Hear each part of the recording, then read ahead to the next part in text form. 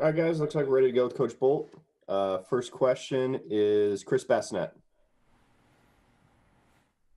It will. Have you kind of seen the guys respond just the last couple of days coming off the two losses on Sunday, and has it kind of been what you hoped for and what you expected? Yeah, we had an off day on Monday, so we didn't have anything going on Monday. But yesterday came out. We had actually addressed it the week before. It's easy to come out on a Tuesday practice when usually you're playing games on Tuesday. When you've won three in a row, I actually talked about it last week. I said, hey, there's going to be a time where we come out on these Tuesdays and we may not have had a great day on Sunday, and we got to respond the right way. And so no worries there at all. We've got great leadership on our team. They came out ready to get better. I mean, that's kind of been the mantra of this team every day is just we're going to show up and work hard and get better today. And we were able to do that yesterday. Next question, Evan Bland. Hey, well, what are the challenges and advantages that come with playing the same conference team multiple times on back-to-back weekends like you guys are doing with Iowa? And does that affect how you set up your pitching when you see them so closely together? Yeah, there's no secrets there with either team at this point. Just seeing each other this many times in a row. I wouldn't say you really do much different. The way the weekend set up last weekend, they saw Roach once, but the other two guys they didn't see. So, it's we're going to see their guys again for the second time. I mean, they know a lot about us. We know a lot about them. So there's not really anything that you're going to do differently. You just go out there and play, and we know Iowa's a good team, and it's going to be a really good challenge for us. In your experience as a player or a coach, when a pitcher faces the same lineup, twice in a short amount of time, who does that generally favor, and how does that kind of change maybe the approach in those situations? Yeah, I would say you get a lot of information as a hitter when you face a guy multiple times, especially within a game, and then you can turn right around and face him again the next week. You have a little bit fresher in your memory about the shape of the pitches, what it looks like, how they pitched you. And those type of things. So you just got to be smart as far as maybe how you set up a guy and got him out last week. You can't maybe necessarily do it exactly the same. Mixed locations. I mean, like I said, Roach is a guy that he's been around the block before. He can get you out in a bunch of different ways. So he'll have to be the one to be a little bit more cognizant of that this weekend. But yeah, I would say as a hitter, just the more you face a guy over the course of a short amount of time, you get more information, you probably have a better shot. Next question, Michael Bruntz. Well, you guys have a lot of depth and kind of the ability to mix and match lineups this year. Do you anticipate going forward that you'll kind of try to narrow that down a little bit as the season goes along, or was that more of a product, I guess, of having the 4-game weekends that you have had the last 2 weeks? Yeah, I think the way we're gonna take it is each weekend is its own clean slate, honestly, and with it being conference standings for each game, it makes it pretty important. I mean, we can't really afford to let guys ride out multiple bad at bats, honestly, at the plate. I mean, we've got to try to pare down the guys that are having good at bats and giving you a great chance. And if they're not maybe necessarily swinging a bat great, bringing something else to the table in terms of elite defense or base running or something to that effect. Yeah, I mean, I don't think there's really an exact science. I do think because we played 4 games the first 2 weeks, maybe we saw some different things. And as we get some more information on the pitchers as well that we're facing, maybe you can play matchups a little bit more with guys that you feel like maybe their skill set matches up better against a certain type of pitcher. With the limited season last year and us not playing conference games at all, and only, starting the season out this year, we didn't have a lot of information about the pitchers we're facing. So as we get more of that, I think maybe you can see us and other teams start to play matchups a little bit more. But yeah, other than that, it's every weekend. It's basically you better be locked in. You better be on your A game. because we can't really afford to have multiple guys in the lineup that aren't going good, or a pitcher that's not throwing strikes. I mean, that's why you build depth on a roster, though, is so you can pick those guys up if need be. Kevin Suits. Will, Logan Foster gave you guys some pop in the lineup there on Sunday. What was that like for you to see him put one over the fence and be productive at the plate, especially considering his journey to come back to Nebraska? Yeah, it was a big part in the game. I mean, I was excited first and foremost for that. I mean, it was a big swing in the game.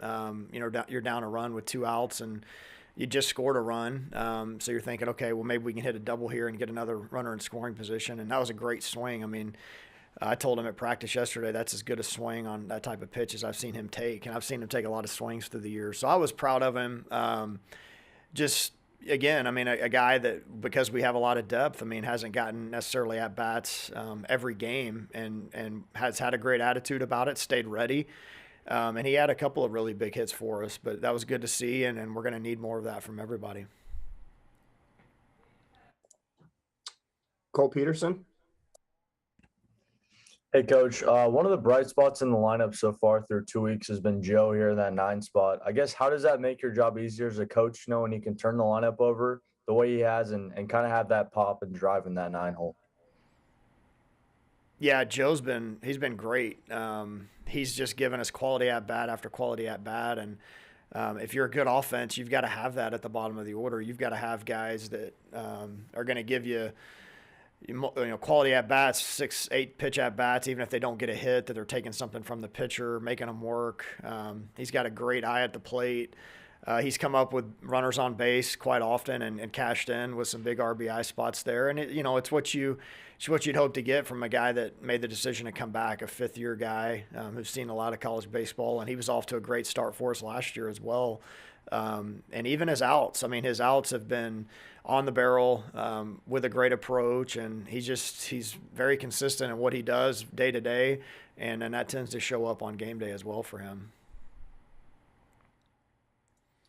Looks like we got one more. Michael Bruns. I had to ask Will, are you go? I guess what's your rotation for this weekend, or do you have that set yet? Yeah, we do. We'll go Povich, Roach, and then Shanneman on Sunday with a 3-game series this week. And with Povich last weekend, I mean, what was the difference between that start and the first? I mean, maybe from a mentality standpoint, even from what he showed there. Yeah, I think he just didn't show any sort of nerves or any sort of anxiousness. He was just very composed. And that's what we've been accustomed to seeing from him, honestly. I just think last week our opening week was an aberration for him. I think not necessarily he's going to go out and strike out 12 every game, but I think, he's got a 3 or 4 pitch mix going with a pretty good fastball and fastball command. Those are the type of outings that you can expect from him. Just being able to throw the changeup and fastball counts, being able to land the breaking ball, fastball to both sides of the plate, and hopefully what we continue to see from him is him to be able to hold his velocity a little bit better than what he's done in the past. Just he's stronger, more physically mature. So he had better composure, better demeanor, better attack overall. And when you have those attributes, your pitches have a little more conviction behind them, and they play up a little bit. All right, one more. Mike Babcock. Yeah, Coach, just you monitor the weather forecast, I'm sure. What's the forecast this weekend in Iowa City? It looks like it's going to be, if I got some wood to knock on here, it looks like it's going to be good weather. I've never been warm in Iowa before in my life, so it looks like it's going to be in the 50s maybe. So I'm looking forward to some sunshine and some good weather hopefully this weekend. Thanks. All right, that's it for Coach Bolt. We'll bring on Jackson Hallmark next. Thanks, guys.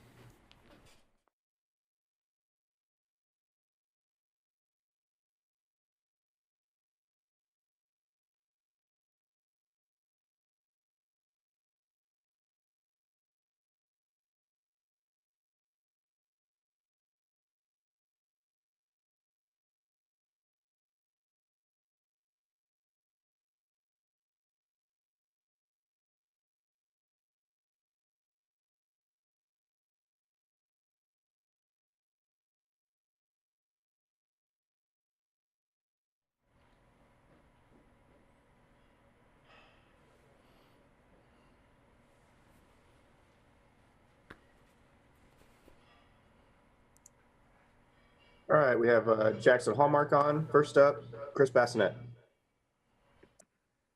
Hey, Jackson, Coach Bolt was talking about, how he talked to you guys last week about when you come out for a Tuesday practice, it's maybe not going to be, after you have a good day Sunday. I guess what you see as maybe one of the leaders on this team, how you guys responded Tuesday when you came back out, and was it what you guys wanted to see there? Well, it's a long season. You gotta learn how to play when you're up, and you gotta learn how to play when you're down. And we started off last weekend hot. We won the first two, and we had one bad day, and it just so happened we had a doubleheader. We dropped two, and you got to learn how to play when you're up and down. And I was really happy with the way that the boys came out on practice yesterday. Everybody was enthusiastic, fired up, ready to go, ready to start a new week. Andrew Ward. Hey, Jackson, is there any concern at all, or I guess is there an advantage to playing a team 5 times in 9 days? I guess with both ways, we're going to know what they have. They're going to know what we have. They haven't seen 2 of our starters. We haven't seen 2 of their starters that we're going to see, but we've seen their entire lineup. They've seen ours. There's a familiarity between the two, but, it's just baseball. It's just like in the big leagues, conference teams play each other a lot. They know what they got. They know what you got. Just go to town. Evan Bland. Kind of building on that topic, Jackson, as a pitcher and hitter yourself, would you rather hit against the same pitcher in back-to-back weeks, or would you rather pitch against the same lineup in a close time frame? I would much rather hit off the same pitcher in back-to-back weeks. As a hitter, you can, throughout a game, you see a pitcher more and more. You know what his fastball is doing. You know what his breaking ball shape is. It's kind of easier to anticipate what he's going to throw to you if you've had 2 or 3 at-bats. And if he pitches against you the next weekend, it's the exact same thing. You knew what he threw you in the first at-bat, second at-bat, third at-bat. But as a pitcher, if you only have 2 or 3 pitches, they've seen the 2 or 3 pitches. And so, they kind of know what's coming. You kind of know that they know what's coming. It's just throw down. Hey, one other quick one for you. You guys have been so good defensively through 2 weekends. Can you put your finger on what it's been that you guys have been so consistent there, and how much better, or I guess why the defense is so strong this year, compared to seasons past? Our infield play has been amazing, and I think that has to do with just the commitment that our middle infielders and corner infielders have put in the offseason, and their focus while on the field. They're changing positions every other game. They're playing different spots, and they're still ready to go. They know ball's coming at them. Doesn't scare them. They're ready to go. I think that all has to do with focus. Kevin Suits. Jackson, I know it's a really weird season with everything you guys are going through, but playing the weekend in an NFL stadium, what was that experience like, and what was the environment from your perspective? Baseball is baseball. We were in a weird spot. It looked weird. There was lines on the field. The ceiling had glass. Balls got lost in it. But, baseball's baseball. It was quiet. There weren't any fans, but it's the same game we've been playing. No different, really.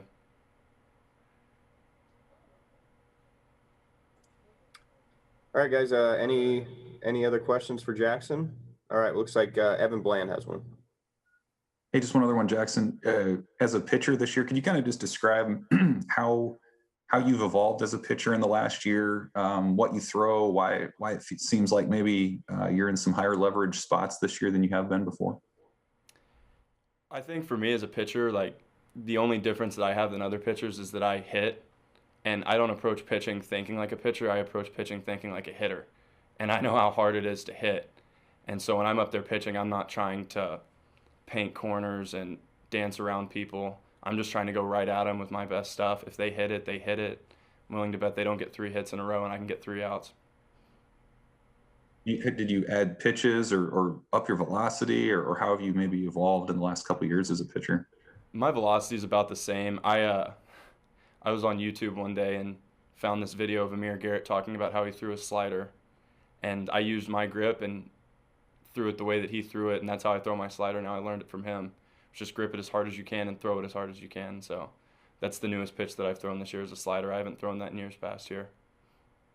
You went on YouTube like in the off season or a couple years ago, or? Yeah, just this. It was over Christmas break. I was just on YouTube one day. Pitching Ninja had a video, and I was watching it, and It was just Amir Garrett talking about how he threw a slider, grip it hard and throw it as hard as you can. So that's how I started throwing mine.